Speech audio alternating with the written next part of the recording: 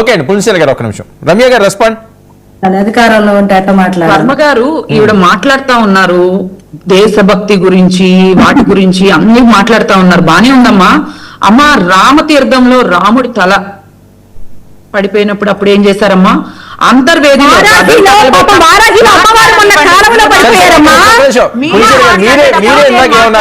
చేయొద్దన్నారు కదా, మళ్ళీ మీరు వినాలి.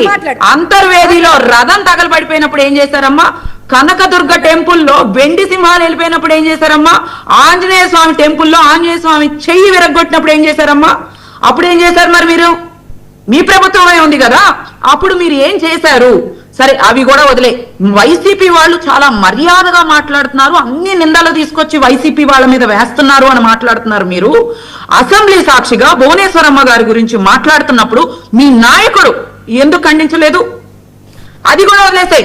మీ పార్టీ కోసం అన్న జైలుకి వెళితే కొంగు పట్టుకొని నా అన్నని గెలిపించండి అని తిరిగిన షర్మిల గారి గురించి పంచు ప్రభాకర్ అనే వ్యక్తి ఎవడికి పుట్టావని మాట్లాడితే, ఆవిడ పుట్టుకని అవమానిస్తే, ఆ రోజు తల్లి నువ్వు ఎక్కడికి వెళ్ళావమ్మా, ఎందుకు మాట్లాడలేదు? ఆ రోజు మీ పార్టీ మహిళే, మీ జగనన్నని గెలిపించిన దాంట్లో పాత్ర ఉంది ఆవిడది.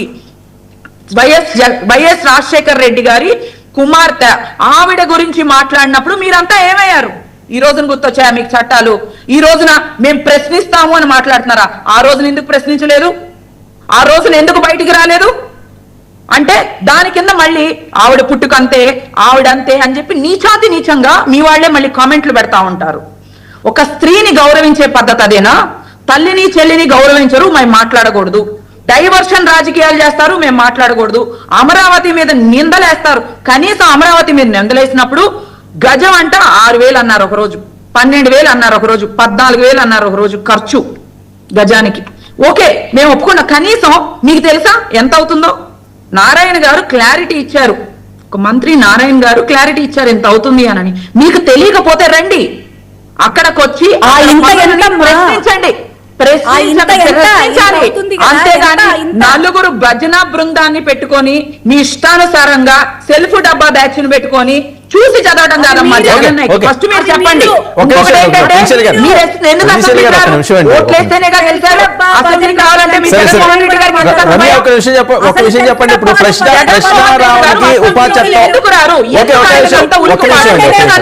పుణ్యశీల గారు ఒక్క నిమిషం. ఏం చేయకపోయినా కూడా చేసేసామని డబ్బులు కొట్టుకునే రమ్య వినండి ఒక్క నిమిషం. ప్రశ్నించండి. అమరావతిలో లాస్ట్ టైం గ్రాఫిక్స్ అన్నారు, అమరావతి రైతులు ఏమన్నారు? వచ్చి దూకమన్నారు. మరి అప్పుడు ఎందుకు వెళ్ళలేదు? అమరావతిలో ఇటుక పెట్ల, సరే వైజాగ్ అన్నారు, వైజాగ్ లో ఏమన్నా భూములు సేకరించారా? మీ జగన్మోహన్ రెడ్డి గారికి ఎవరైనా వచ్చి ముందుకొచ్చి గజం భూమి ఇచ్చారా?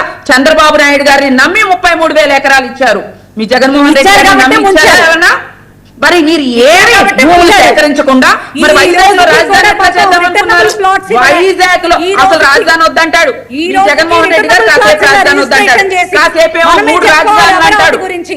రమ్య గారు మాట్లాడిన వాళ్ళు వర్మ గారు, ఆవిడ కామ్ గా ఉండమని.